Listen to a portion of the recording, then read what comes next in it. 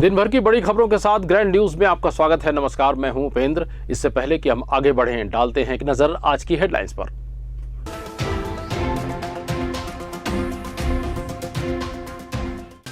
सावन सोमवार के अवसर पर शहर में विभिन्न जगहों पर हुए आयोजन, मंदिरों में लगी रही भक्तों की भीड़।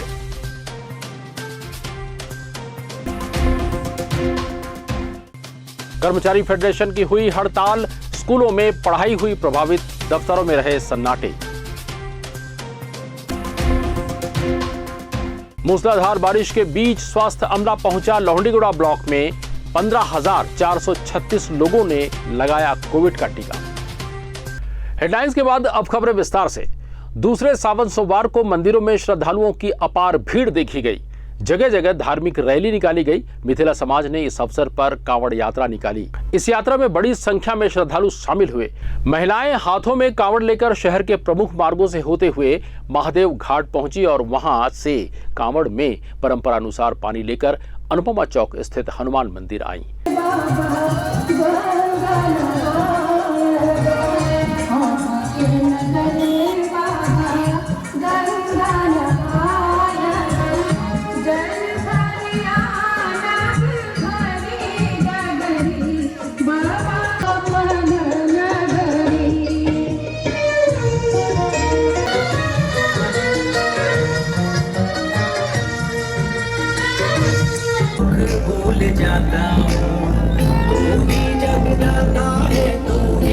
इस बारे में और ज्यादा जानकारी दे रहे हैं मेघ चंद झा। हमारे समाज के जब मिलजुल के बाबा का जल अभिषेक यहाँ से महादेव घाट जाएंगे, आगे बाबा हनुमान मंदिर में बाबा का अभिषेक करेंगे। यहाँ हमने बात की प्रकाश झा से।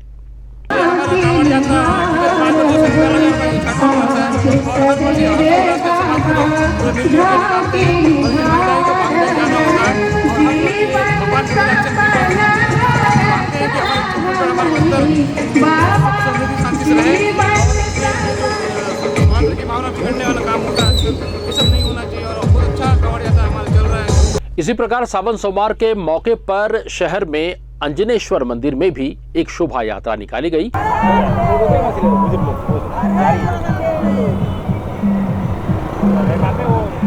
महिलाएं अपने हाथों में कांवड़ लेकर कुम्हारपारा से गोल बाजार होते हुए महादेव घाट पहुंची। यहां पहुंचकर महिलाएं कांवड़ में जल भरकर सीताराम शिवालय आकर जलार्पित किए।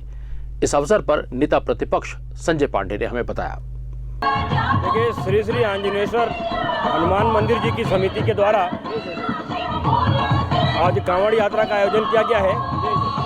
सारे श्रद्धालु जो है काफ़ी दिनों से मांग कर रहे थे कि कांवड़ यात्रा वार्ड से निकलनी चाहिए। उस तारतम्य में डॉक्टर श्यामा प्रसाद मुखर्जी वार्ड और आसपास के लोग आज कांवड़ यात्रा में निकले हैं और महादेव घाट से इंद्रावती जी से जल लेंगे और सीताराम शिवालय में जाकर महादेव जी का अभिषेक करेंगे।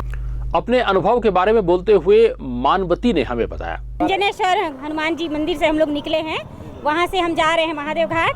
वहाँ से जल उठा के सीताराम शिवालय जाएंगे, वहाँ विसर्जित करेंगे। बहुत उत्साहित है, बहुत मजा आ रहा है। बोल बम हर हर महादेव। इसी तरह शहर में पालकी यात्रा भी निकाली गई। इस बारे में और ज्यादा जानकारी दे रहे हैं पंडित रोमत राज त्रिपाठी। जो हमारा मंदिर है जगदलपुर का तीर्थ कहा जाता है इसके बारे में मैं थोड़ा सा संक्षिप्त में यदि बता दूं तो ये जो मंदिर है स्वयं उद्गम शिव हैं और साथ ही ये तीन ओर शमशान से घिरा हुआ है और यहीं पर इंद्रावती जो है उत्तर की तरफ बहने लगती है, उत्तर वाहिनी हो जाती है। तो जो नदी उत्तर वाहिनी हो जाए उसको गंगा के समान माना जाता है। तो एक तरह से गंगा के तट पर ही भगवान भूतेश्वर विराजमान है। क्योंकि ये तीन ओर शमशान से घिरा हुआ है तो इसलिए इसका नाम भूतेश्वर या भूतनाथ यहाँ के लोग जो बताते हैं। और यहाँ आर्कोलॉजी वालों ने भी जब सर्वे किया है तो यहाँ पर जो है 1600 ईस्वी की मूर्तियाँ और पैर के चिन्ह इत्यादि सब यहाँ पर मौजूद हैं। तो ये जो प्राचीन मंदिर है और यहाँ का जो तीर्थ है, तो पिछले वर्ष से हमने यहाँ पर जो है जैसे महाकाल का श्रृंगार होता है वैसे ही श्रृंगार जो है यहाँ पर हमने आरंभ किया। और इस वर्ष भी हम प्रत्येक दिन श्रृंगार कर ही रहे हैं भगवान का, महाकाल का। और पिछले वर्ष भी हमने ये सोचा था कि भगवान जैसे उज्जैन में हर सोमवार निकलते हैं, सवारी करते हैं, शाही सवारी, और भक्तों को दर्शन देते हैं।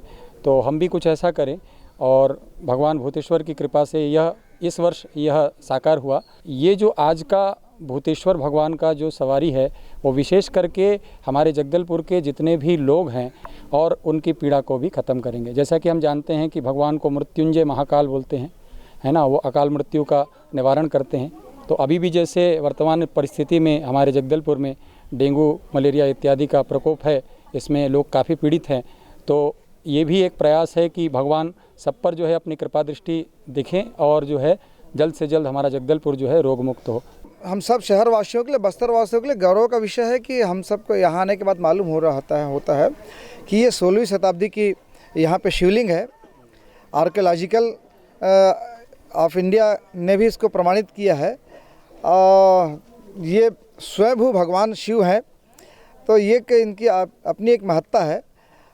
सावन का महीना है, इसके अलावा पूरे सावन मास में हमारा जगदलपुर, हमारा बस्तर पूरे धार्मिक उत्साह और उमंग के साथ में है। लगातार कांवड़ यात्रा निकाली जा रही है। आज भी 2 कांवड़ यात्रा निकली थी। हिंदू समाज के लिए, सनातन समाज के लिए बहुत बड़ी उपलब्धि है। वहीं सावन सवार के मौके पर स्थानीय सीताराम शिवालय में भी पूजा अर्चना की गई।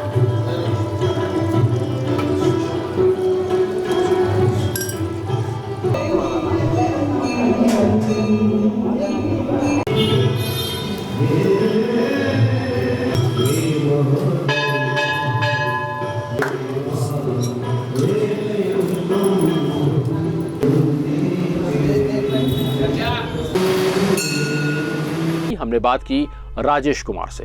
हमारा सीताराम शिवालय आज से 53 साल पुराना मंदिर है और सावन के टाइम में अच्छी खासी भीड़ रहती है। भक्त लोग आते हैं, उनकी मनोकामना पूरी होती है। और हर साल मतलब शाम को भी मतलब भगवान का श्रृंगार होता है, श्रृंगार आरती करवाते हैं शाम के 7:30 बजे और अच्छी भीड़ रहती है उस टाइम भी, मतलब 8, 8:30 बजे करीब।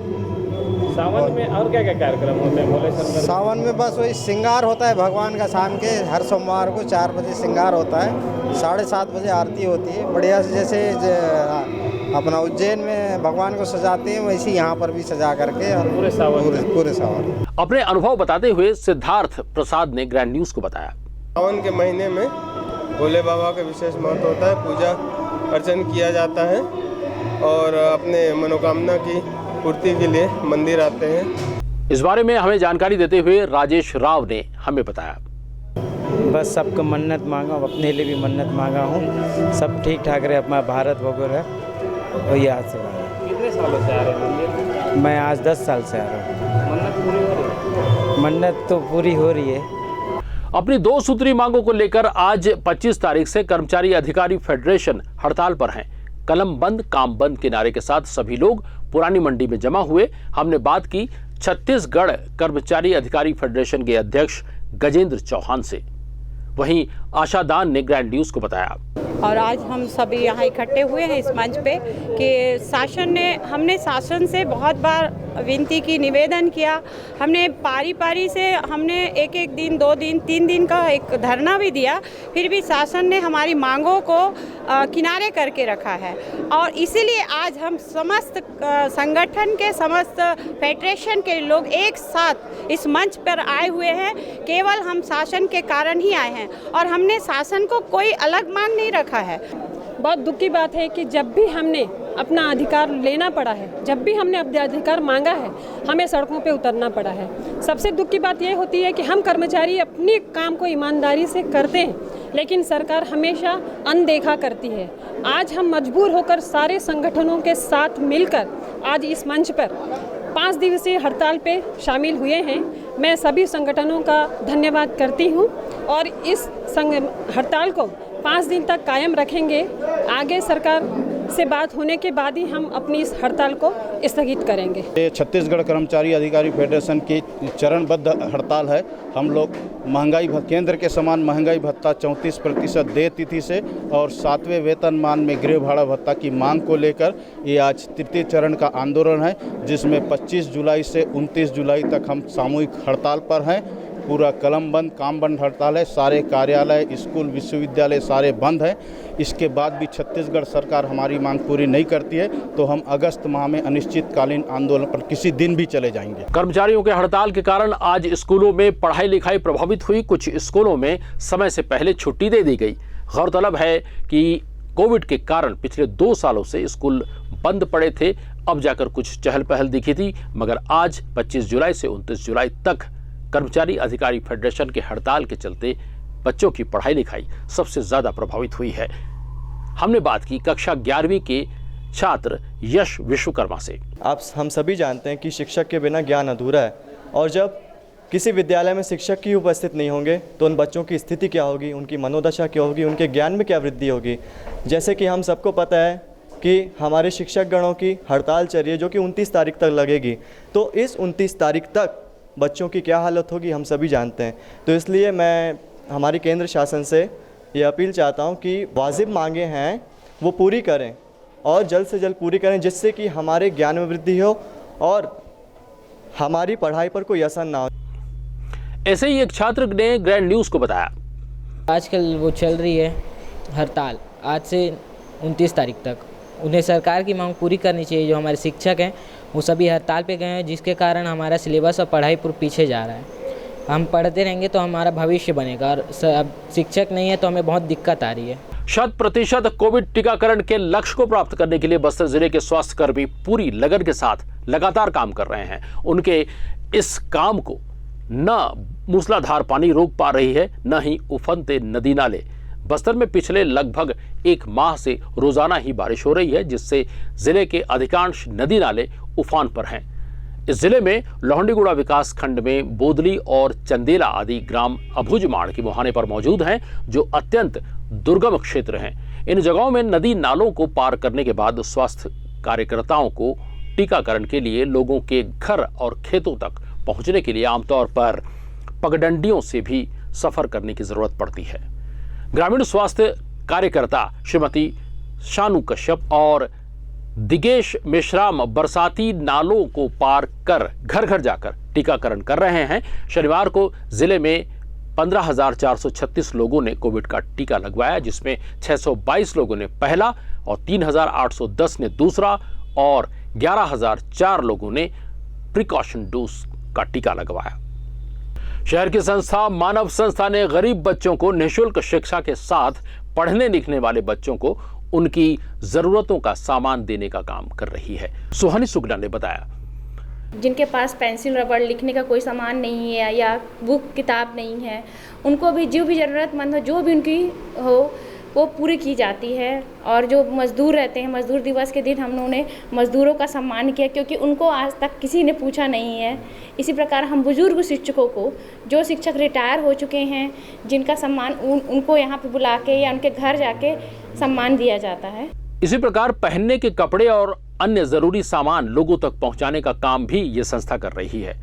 रश्मि शुक्ला ने बताया कि हम लोगों के द्वारा 2019 में मानवता सेवा नाम की एक संस्था बनाई गई थी, जिसमें 65 से 70 सदस्य जुड़े हुए हैं। मानवता सामाजिक संस्था शिक्षा के क्षेत्र में भी बहुत कार्य कर रही है। शुरू में हम लोगों ने बच्चों को मुफ्त में बच्चों को पढ़ाना शुरू किया, जिसमें कि छोटे बच्चों से यानी पहली कक्षा से लेकर 12वीं कक्षा तक के स्टूडेंट्स जो आते थे और वह निःशुल्क शिक्षा प्राप्त करते थे। और उसका नाम हम लोग ने मस्ती की पाठशाला रखा था। खेल खेल में छोटे बच्चों को पढ़ाते थे और बड़ी बालिकाओं को भी उनका अध्ययन कराया जाता था, और वो पूरी तरह निःशुल्क रहता था। नियमित खबरों के लिए आप हमसे YouTube से भी जुड़ सकते हैं। हमारा पता है ग्रैंड न्यूज़ जगदलपुर। इस चैनल को आप सब्सक्राइब कीजिए और पाइए नित नए अपडेट डेली अपने मोबाइल पर। इस चैनल को सब्सक्राइब करना ना भूलें और मुझे दीजिए इजाजत। नमस्कार।